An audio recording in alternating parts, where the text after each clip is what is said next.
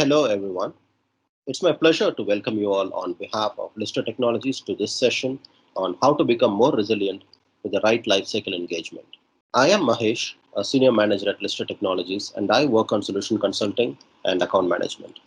My areas of focus are e-commerce, digital marketing, and the associated engineering services, which includes integrations and application development. In this session, I'm joined by Abhishek, my colleague from Lister.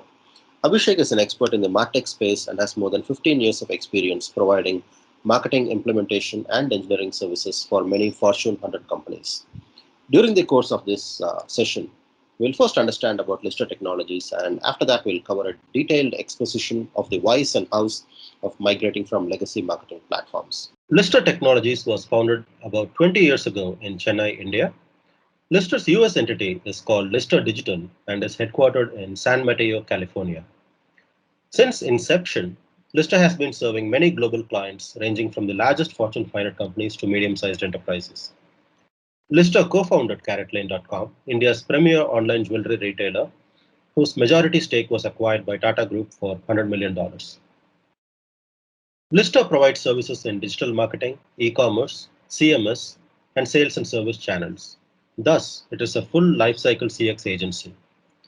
In a nutshell, Lister helps formulate your CX strategy, provides execution excellence in delivery, and drives greater value through innovation. Abhishek will now be walking us through the presentation explaining why migration from legacy platforms to Braze does not have to be messy or complicated. He will also be elaborating on the challenges to plan for and factors to consider for the migration. I'll now hand over to Abhishek.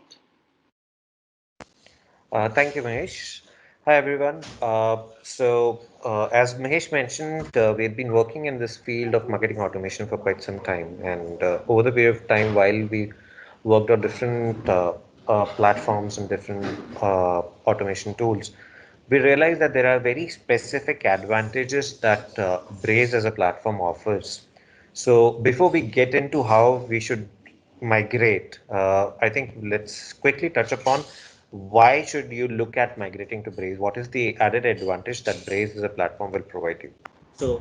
These few differentiating factors would be like in case you are into a business where you need to improve or increase upon your mobile communication, then a platform like Braze can really help you. So it is a mobile first platform which uh, provides you a lot of touch points and data points on your mobile app, and that can be really beneficial for your business, right? The other thing that kind of stands Brace out is also that it's a real time system. All the communication, the interaction that happens with the customer is in the real time, right? Whenever your customer takes an action that is registered in the real time, and then you can respond to him in the real time without the need of waiting for a batch process like in the case of the legacy systems. Uh, and also all this real-time engagement that you're doing with your customer across different can be done across different channels, whether it's email, it's on uh, push notification, in-app messaging, SMS. All that can be handled through one single platform, and you can make that very personalized, right? I mean, there are so many data points that can be created that the amount of knowledge that you can collect about your customer would be very large as compared to your legacy platform, and that can be used for achieving a very high scale of personalization. The other reason would be that anything that you do on the platform is super fast. It's the platform itself is very agile, very nimble, uh, which kind of increases the speed with which your marketing team can work with. And how these translate these four things, I'll just give you a few examples. So taking an example of Headspace, right, which had been using the brand cross-channel communication a lot. The kind of engagement, the increase in engagement that had been seen is to the level of around 650%. Right, that's a big increment, and the channels that they've been using is push notification, in-app messages, and emails. All these three provide you specific tools, or specific avenues to reach out to your customer when they at the right time at the right place, right? Uh, and how does it translate? How does it have an impact? Is this, so another customer of Braze is Weight Watchers, who've been using the interaction or engagement on the mobile app platform a lot, and you can see the difference in which the engagement on their mobile platform. The red line here shows the top 100 apps usage over the period of 30 days from the day of installation. And if you see that as compared to top 100 apps, not the market average, but top 100 apps, Weight Watcher, which is using Braze, is much higher. So the engagement that they are able to achieve on the platform, on the app, is way higher than most of the other competitors. And that's a clear indication on why proper engagement and cross-channel engagement is important. Now, I'm sure you would all be using a legacy platform and feel the need to migrate to a platform like Braze, but how difficult or easy is that migration? How you should go about doing that migration, right? When you use a particular platform for very long, you end up creating a lot of assets. You end up creating a lot of user journeys, uh, and a lot of data is accumulated over the period of time. So how should you migrate it to another platform? Mind that this migration doesn't really need to be messy. It doesn't have to be like, you're changing tires in a moving car. If you follow proper methodologies or employ a proper partner like Lister, it can be very elegantly done. It can be very systematically be done. And how it is usually done, or how do we do it, is by taking care of the four challenges, or planning for four challenges that usually are mostly faced while doing this sort of a migration. One being dependencies on the peripheral infrastructure. So you would, apart from the marketing automation platform, you would have other platforms like your data warehouse, your analytics system, your CRMs, which would already be configured to connect to your legacy platform, right? So when you change the platform, how would you change these systems is something that you have to plan for. How Lister does it is, we have our own proprietary solution called Lister Integration Hub, which is used, with which we kind of minimize the changes that you need to do on your peripheral infrastructure in order to connect it efficiently with Braze. I'll talk a little deeper about that later in this slide. The second thing you need to plan for is what to move and what to leave. Uh, as I mentioned, there will be tons of assets and data that you would have accumulated over the years. When you choose to migrate, you should follow proper methodology and understand what to be kept and what to be left. Lister follows something called top-down methodology, which we have come up, while working on multiple migrations that we have done, which also I'll be touching upon. The third thing you should plan for is the duration, how much time you have left. Usually, we all start thinking about migration when the license of the current platform is about to expire, right? But you need to keep in mind that the platform itself, moving the platform will take some time. The migration will take some time.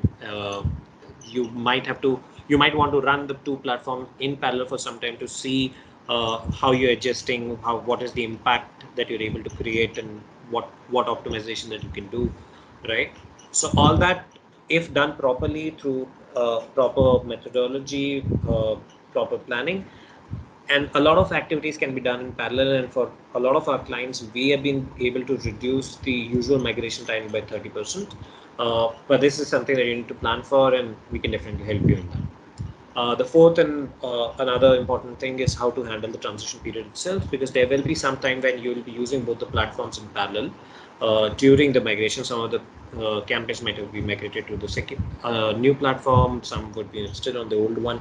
How do you manage that? Whether, how the data flow would happen, how the communication between the two platforms will happen. Now, this is also something that what we usually do is we use the Lister integration hub to connect the two platforms in order to make them talk to each other properly. I'll come to that as well a little later. So going in of a little deeper in how we achieve the planning for these 4 points is we follow a very simple approach where we start with understanding the requirements in depth. We explore the customer's platforms properly. We understand the kind of data that is present, the kind of flows that have already been created, and then plan how we can improve and optimize them further, because we are moving to a platform which is much more advanced. It gives you a lot more data points, it gives you flexibility to use multiple channels. How we can improve and optimize the existing flows according to the new platform. Once we finalize that, we create a solution which would include the data flow, which would include the integration between the different platforms that you use, the different systems that you have around, and then what will be the execution plan for it. Once we have that in place, we do all three in parallel: the integration, migration, and product setup. So all three starts at the same time, and a lot of activities are planned in such a way that a lot of them can be done in parallel, and the dependency on one activity on the other reduces, so that we can complete it quicker. Now, this thing that I've been talking about how we explore, the top-down approach that I mentioned earlier, in order to define what to move and what not to move, is something of this sort. So, you are moving because you want to provide a good customer experience to your customers, right? You are not moving because you want to lift and shift everything from one platform to another, right? So you should look at your journeys. You should look at what your customers are expecting, what improvements in the journeys and your customer experience can be done. So that should be the first consideration, which will define what all journeys should you move, uh, what changes would be required there. Once you have defined that, then you should look at, in order to implement those journeys or orchestrate those journeys for your customer, what is the content that you require. There might be a lot of content in your existing platform which might not be needed. Please don't feel bad about it. Whatever is not needed needs to be left behind, right? Just look at what is important for your customer, what you need to provide that better customer experience, and just take that. Once you have defined your content that you need to take, whether it's data or whether it's assets, once that is done, see, what are the improvement that you're looking for, how would you measure it, put that down, decide on it, so that you have a clear metrics to follow. And according to that, once you're done with that, start doing your data transfer, right? To give you an example how we did it for one of our customer, we worked for a wellness company in the US, where the engagement levels that they had with their customer were very low, and that was the main reason of the migration. It was a big migration with around 360 campaigns and 18 journeys.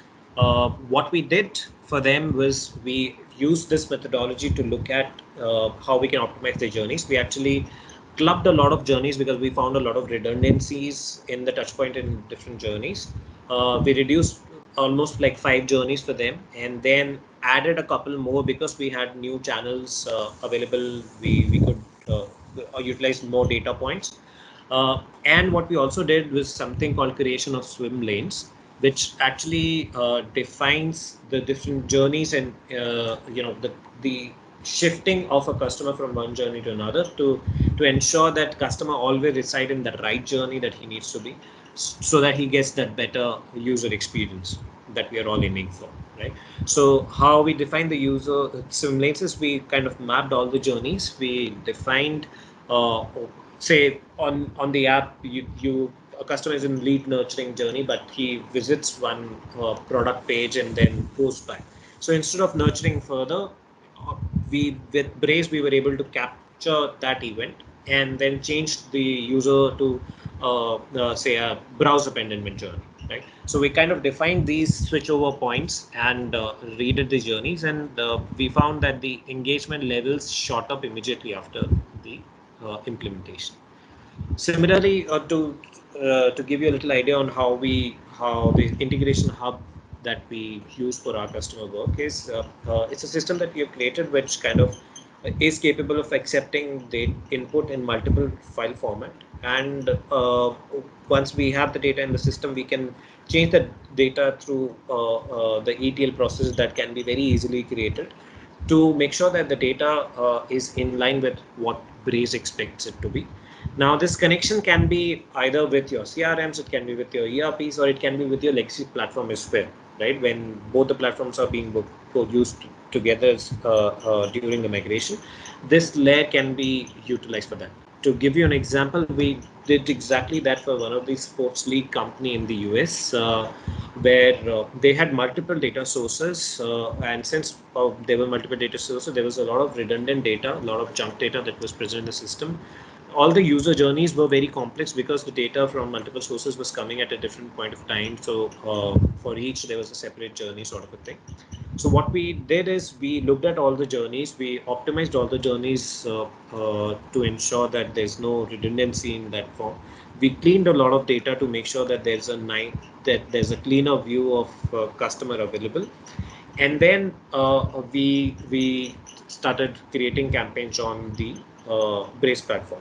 While we were using Braze, we were also using responses, which were their legacy platform, and we used the integration hub to connect the two systems to make sure that we don't over communicate to the customer. Like whenever there's a communication going through Braze, responses knows it, and it can exclude the customer from its communication. Similarly, the events data from Braze was transferred to responses so that that can be sent back for the analytics to happen. Analytics gets one single source or view of the events data.